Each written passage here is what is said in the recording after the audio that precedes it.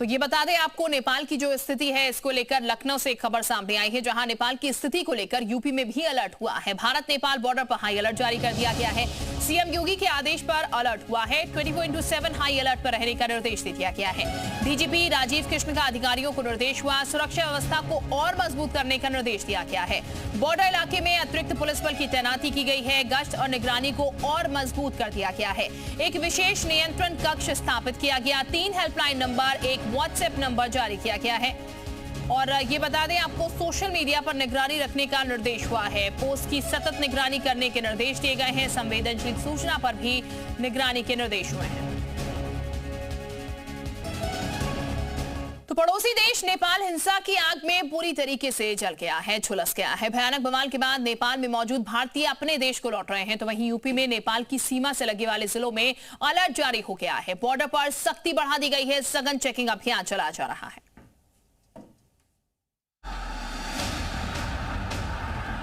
नेपाल में विद्रोह हुआ, सड़क से लेकर संसद तक फूंक दिया गया। विद्रोहियों के बवाल से हालात बेकाबू हो गए। पड़ोसी राज्य में हालात बिगड़ता देख किसी भी तरह की अनहोनी से बचने के लिए भारत नेपाल सीमा पर हाई अलर्ट जारी कर दिया गया। महाराजगंज से लेकर बलरामपुर, बहराइच से लेकर सिद्धार्थनगर तक सुरक्षा एजेंसियां चौकस हो गई है। नेपाल के हालात को देखते हुए घूमने गए भारतीय सैलानियों की वापसी शुरू हो गई है। भारत नेपाल के सुनौली बॉर्डर से भारतीय वतन लौट रहे हैं। नेपाल से लौटे सैलानियों ने बताया कि वहां हालात किस कदर बेकाबू हो गए हैं। बहुत ज्यादा आक्रोशित है सरकार को लेकर के कि अचानक से पूरा कनेक्टिविटी एकदम खत्म कर देना सारे लोगों से, तो इसको लेकर के वहाँ के लोगों में बहुत ज्यादा आक्रोश है इस चीज को लेकर। पथरा उतरा हुआ तो हम लोग बहुत घबरा गए थे कि कैसे भी सुरक्षित अपने देश वापस चल जाए। बहुत घबराहट हो रहा था, बहुत चिंतित थे। नेपाल में बवाल के बाद तराई इलाकों में हिंसक प्रदर्शन को देखते हुए सिद्धार्थनगर सीमा पर अलर्ट जारी कर दिया गया है। एसएसबी और स्थानीय पुलिस के साथ दूसरी सुरक्षा एजेंसियां चौकस हो गई हैं। बॉर्डर से आने वाले हर लोगों की सघन जांच की जा रही है। बॉर्डर सुरक्षा एजेंसी है एसएसबी, और जो जिला पुलिस है और बाकी जो एजेंसीज हैं, सभी लोग 24 घंटे अलर्ट रहते हैं। और जो डेवलपमेंट्स हुई हैं उनके दृष्टिगत अलर्टनेस स्कोर बढ़ाया गया है और बॉर्डर पे सभी एजेंसीज मुस्तैद हैं। बलरामपुर में भी एसएसबी और जिला पुलिस की मुस्तैदी बढ़ गई है। नेपाल से लगने वाली सीमा पर विशेष निगरानी की जा रही है। नेपाल में भड़की हिंसा को देखते हुए बहराइच में इंडो नेपाल बॉर्डर पर सुरक्षा एजेंसियां अलर्ट मोड पर हैं। रूपेडिया इलाके में नेपाल बॉर्डर के पास चौकसी बढ़ाने के साथ ही रूट मार्च भी किया जा रहा है। भारत नेपाल सीमा के पास खुफिया तंत्र को भी अलर्ट कर दिया गया है। ब्यूरो रिपोर्ट, जी मीडिया।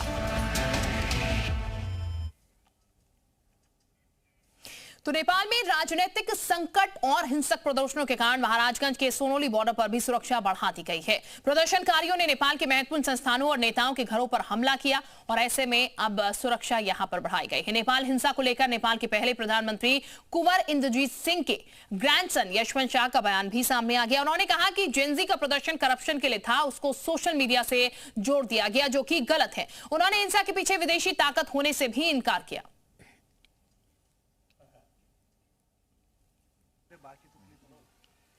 कुंवर इंद्रजीत सिंह डेमोक्रेटिक नेपाल के पहले प्रधानमंत्री, उनके ग्रैंडसन यशवंत जी हमारे साथ हैं। नेपाल में लगातार आगजनी हो रही है, लगातार अब नेपालगंज तक जो है ये पूरी प्रदर्शन की आग है पहुंच चुकी है। कैसे देख रहे हैं इस पूरी घटना को आप? सर देखिए, ये एक पीसफुल प्रोटेस्ट था। नेपाली स्टूडेंट्स फॉर जस्टिस ने, ये एक नॉन पॉलिटिकल ऑर्गेनाइजेशन है जिसने कि एक प्रोटेस्ट बुलाया था और ये protest was against corruption and it was not against जो सोशल मीडिया साइट्स हैं, जो 26 साइट्स के ऊपर बताया जा रहा है, ऐसा नहीं था। It was a plain peaceful protest by Gen Z. एक प्लेस है माइती घर वहाँ पर, और वो काठमांडू में है। तो वहाँ पर करीब 12,000 से ज़्यादा जब लोग जमा हो गए तो सरकार ने को लगा कि ये हो सकता है कि सरकार को क्रिटिसिज्म ज़्यादा हो ये सब, तो उन्होंने पुलिस बल का प्रयोग करा। तो पुलिस बल का प्रयोग करना कोई गलत भी नहीं है, हर सरकारें करती हैं, लेकिन जो पीसफुल डिमॉन्स्ट्रेशन है तो उसमें आप वाटर कैनन्स को यूज़ करिए और ये रबर बुलेट्स को करिए और वेस्ट के नीचे चलाई जाती है गोली। लेकिन उन्होंने क्या करा कि आई डोंट नो ये किसने ऑर्डर दिया कि पुलिस ने हेड शॉट्स ले लिए। तो उसमें एक छोटा सा बच्चा है, अगर आप देखेंगे तो पार्लियामेंट हाउस के बाहर में उसको हेड शॉट लगा है और करीब 20 से ज़्यादा लोगों की मृत्यु हो गई है, यंग पीपल हैं। वो जो पीसफुल प्रोटेस्ट कर रहा था, आप उसमें गोली कैसे चला सकते हैं? ये तो एक डेमोक्रेसी है। डेमोक्रेसी में every citizen has right to ask questions from the government, and democracy में जो गवर्नमेंट होती है वो for the people, by the people and of the people होती है। तो सिमिलरली नेपाल में भी एक डेमोक्रेसी है और डेमोक्रेटिक गवर्नमेंट चल रही है, लेकिन वो थोड़ा सा एरोगेंट हो गई थी due to a lot of corruption scandal. जो पिछले कुछ सालों में अगर आप देखें तो बहुत सारे करप्शन स्कैंडल्स हो रहे थे, जिससे कि पब्लिक में काफ़ी टाइम से गुस्सा था, और वो गुस्सा जो है वो एक फूट पड़ा है इन दिस टाइम। चूँकि आपके ग्रैंडफादर भी पीएम रहे नेपाल के, जी अभी का जो अगर हम देखें ओली का जो पूरा जो कार्यभार साल जो रहा, ये कैसे आप इसको देखते हैं? क्योंकि इसमें लगातार कई तरह के विवाद भी पहले भी आए। जी देखिए, जो prime minister KP Sharma Oli हैं वो एक बेसिकली कोलिशन गवर्नमेंट को रन कर रहे हैं, और जो कोलिशन गवर्नमेंट्स होते हैं तो उसमें everybody wants to have a pie. वो सब लोग अपना अपना एक हिस्सा जो मलाई खाना चाहते हैं। तो उसमें ये है कि ये गवर्नमेंट बहुत स्टेबल नहीं थी। अगर आप देखें तो पिछले 15 साल में 17 गवर्नमेंट्स 17 ईयर्स में 15 गवर्नमेंट चेंज हुई हैं। तो इससे पब्लिक में काफ़ी गुस्सा भी था। और अगर आप देखें तो पिछले कुछ टाइम में शेर बहादुर देउपा, केपी शर्मा ओली और प्रचंड, ये 3 ही प्रधानमंत्री बार बार बन रहे थे। तो नेपाल में राजनीतिक संकट और हिंसक प्रदर्शनों के कारण महाराजगंज के सोनौली सीमा पर सुरक्षा बढ़ाई गई है। प्रदर्शनकारियों ने नेपाल के महत्वपूर्ण संस्थानों और नेताओं के घरों पर हमला किया, जिसमें सोनौली सीमा से 50 कदम दूर बेलिया भंसार कार्यालय को आग के हवाले करना भी शामिल है। इस स्थिति को देखते हुए भारत नेपाल सीमा पर वाहनों की आवाजाही रोक दी गई है। केवल भारतीय पर्यटक जो नेपाल में फंसे हुए हैं उन्हें जांच के बाद भारत में प्रवेश करने की अनुमति दी गई है।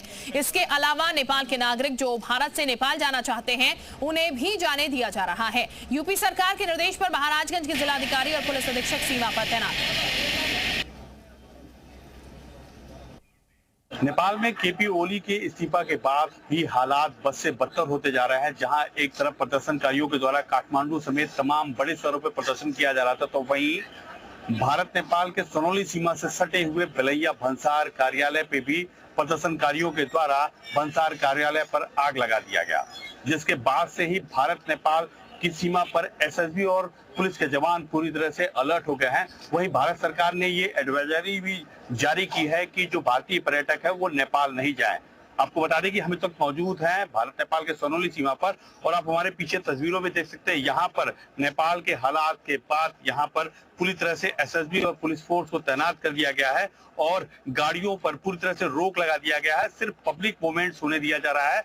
जो पर्यटक नेपाल से भारत आना चाह रहे हैं उनकी जांच के बाद ही उन्हें भारत में प्रवेश करने दिया जा रहा है। साथ ही साथ जो नेपाली लोग हैं वो भारत से नेपाल जाना चाह रहे हैं तो उनकी जांच के बाद ही उन्हें नेपाल जाने दिया जा रहा है। यानी कह सकते हैं कि जो नेपाल में हालात है उसके बाद से ही भारतीय प्रशासन पूरी तरह से अलर्ट हो गई है और नेपाल के पल पल के नजर बनाए रखी हुई है। साथ ही साथ पूरी तरह से यहाँ पर गाड़ियों के मूवमेंट्स पर रोक लगा दी गई है। सिर्फ पब्लिक मूवमेंट्स पर ही यहाँ पर जाने दिया जा रहा है और यहाँ पर भारत नेपाल के सीमा पर एसएसबी और पुलिस पूरी तरह से मुस्तैद है। भारत नेपाल के सोनौली सीमा से अमित त्रिपाठी, जी मीडिया। तो फिलहाल ये बता दें आपको, नेपाल में जिस तरीके की परिस्थितियां बनी हुई हैं, जिस तरीके के हालात बिगड़े हुए हैं, उसके बाद अब जो बॉर्डर्स है वहां पर सरकारें सतर्क हो गई हैं। योगी सरकार ने भी यहाँ पर फोर्सेस को पूरी तरीके से निगरानी रखने के निर्देश दिए हैं। अमित इस वक्त हमारे साथ जुड़े हुए हैं महराजगंज। सबसे पहले उन्हीं का रुख कर लेते हैं। बलरामपुर से पवन भी हमारे साथ जुड़े हुए हैं, अमित के पास चलते हैं। सबसे पहले अमित, क्या स्थितियां महाराजगंज में देखने को मिल रही है, क्योंकि नेपाल बॉर्डर से सटा हुआ है और ऐसे में जो परिस्थितियां नेपाल में हैं वो जाहिर तौर पर बिगड़े नहीं, उसकी कहीं भी चीट इस तरफ ना आए, ऐसे में सुरक्षा बहुत इंपॉर्टेंट है। क्या परिस्थितियां हैं बॉर्डर पर फिलहाल अभी? जी बिल्कुल, मैं आपको बता दूं कि हम तक मौजूद हैं भारत नेपाल के सोनौली सीमा पर और आपको बता दें कि कल जो प्रदर्शनकारियों के द्वारा जो सोनौली सीमा से सटे हुए नेपाल के बेलैया में जो बेलैया भंसार कार्यालय है उस पर आग लगा दिया था और पूरी तरह से जला दिया था। उसके बाद से ही भारत नेपाल सीमा पर सुरक्षा एजेंसियां अलर्ट हो चुकी हैं और यहाँ महाराजगंज के जिलाधिकारी और पुलिस अधीक्षक रात भर यहाँ पर कैंप किए हैं। साथ ही साथ जो उत्तर प्रदेश सरकार के द्वारा जो गाइडलाइन जारी किया गया है, जो नेपाल सीमा से सटे हुए जिले हैं उन पे पूरी तरह से अलर्ट रखा जाए। तो आपको बता दें, यहाँ पर आप तस्वीरों के माध्यम से देख सकते हैं कि सिर्फ जो नेपाल से जो भारतीय टूरिस्ट हैं उन्हें ही सिर्फ आने दिया जा रहा है, उनकी जांच के बाद ही उन्हें आने दिया जा रहा है, और जो नेपाली हैं जो भारत से नेपाल जाना चाह रहे हैं उनको ही जाने दिया जा रहा है और पूरी तरह से गाड़ियों पर रोक लगा दी गई है। तो आप यहाँ पर देख सकते हैं एसएसबी के साथ साथ पुलिस के जवान भी पूरी तरह से अलर्ट और मुस्तैद हैं और पल पल की नजर बनाए रखे हुए हैं। जो नेपाल की गतिविधियां हैं, जो कल इस तरह से 50 कदम दूरी पर बेलैया जो भुगतान कार्यालय है उसको